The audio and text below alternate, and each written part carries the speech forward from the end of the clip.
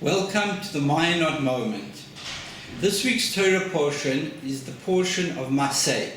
It speaks about the journey of the Jewish people from the land of Egypt, the land of our oppression, to the promised land, Eretz Yisrael.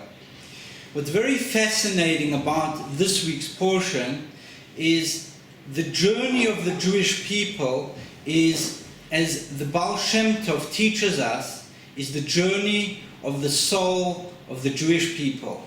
There were 42 journeys, and each soul that comes down to this world has the 42 journeys that they go through in their personal lives.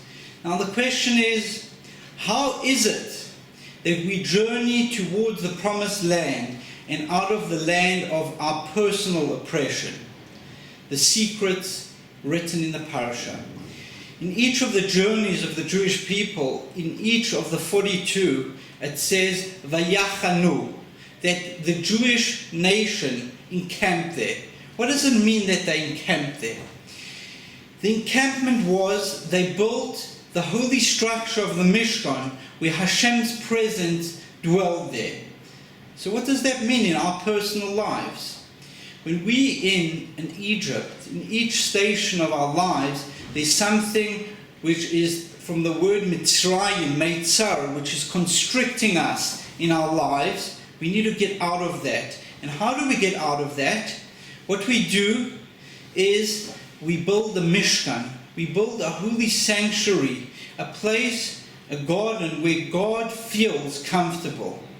So, for example, some of the journeys of the Jewish people were for 19 years in the place of Kadosh, but also there were places where it was only 3 days that the Jews encamped there. But in each place it says V'yachanu, that they build a sanctuary where God would feel comfortable.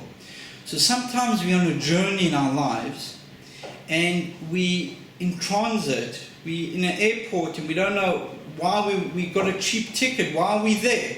So we need to build a holy place there. We've got to say there's a specific reason why I'm here, and the reason why I'm here is in order to build a sanctuary for God, and maybe ask another Yid, do you want to put on tefillin, or whether it's davening in the airport, but it's to elevate that place. And what comes out of it is we reach the promised land in our personal lives, and also Bezrat Hashem collectively will reach the promised land. And we see this in the story of the Baal Shem Tov. There was a chassid journeying towards the Baal Shem Tov for the holy festival of Rosh Hashanah. And what happened in those days, they traveled by wagon and it took a long time. And this chassid's wagon broke down. And Nebuch, he had to spend his Rosh Hashanah under a tree. And when he eventually got to the Baal Shem Tov after Rosh Hashanah, he was crying. And he said to the Baal Shem Tov, I wasn't able to spend the high holiday with you. So the Baal Shem Tov said, since the beginning of creation, that spot was crying to hear a Jew pray under that tree.